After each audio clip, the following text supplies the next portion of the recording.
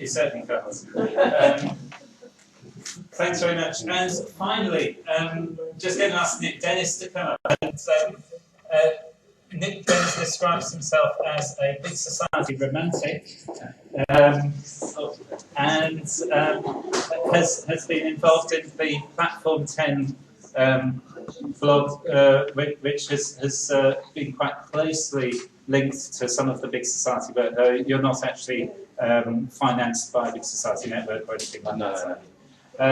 So, Nick, some reflections on what you've heard. Okay, like all speakers, I promise to be quick, and hopefully I will be quick. I've actually torn up what I was going to talk about, because obviously coming last and hearing everyone speaking, I'm going to basically try and react to a few things that have been said and talk about it from sort of like more of the policy wonk creation aspect, what's going on maybe in Whitehall at a higher sort of maybe abstract level that some of you guys are talking about. So hopefully this will work. Okay, Julian started off by saying, who owns the vision? Is it the government's vision? And then I was interested to see that Jonathan started off as well by saying, by accident or design, conservative governments have put in place laws that have allowed community empowerment. Well, these two things link, because traditionally, conservatives don't really trust government. We don't really trust government structures, actually. We don't trust ourselves, to be honest. Which is why we put in legislation that has freedoms, that allows people to maybe do things, that takes away, we think the state is limited in what it can achieve.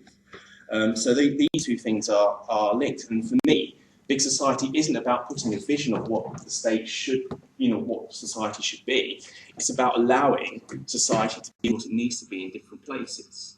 So I think about a few months ago, Harvard Business Review, they produced this survey which showed that it's new entrants to the market who are the most creative, who help drive the market from the bottom. So for me, one of the Big Society ideas is about breaking monopolies. We want to have lots of new entrants. We want to have lots of people reacting to the situation around them, saying, this is what needs to be done. Can I do this? How can I do this? It's not about, it's basically from the top allowing the bottom to be able to do what is needed.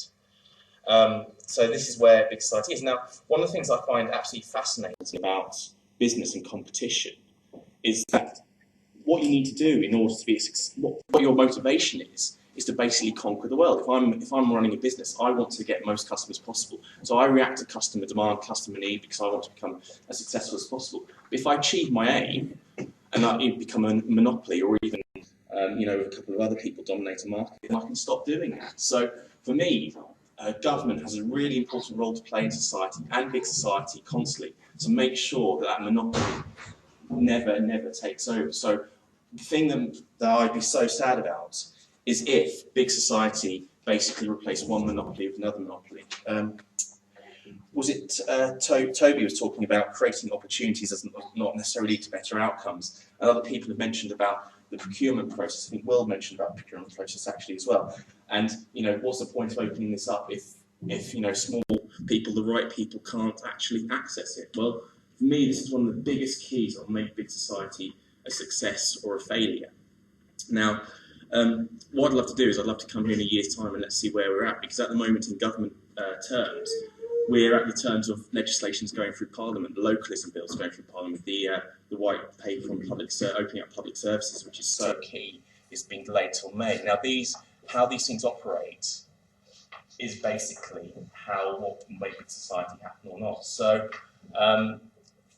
we're at a very interesting stage where we just don't know. We have the words.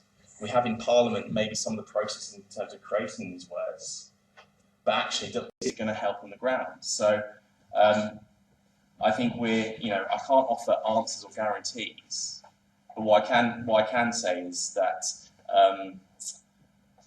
I'm optimistic that actually the Big Society and what's happening at the top and government level will create opportunities for people down the low level in order for them to be able to implement the vision, which is allowing communities to react to the situation around them. Okay, thanks very much, Nick.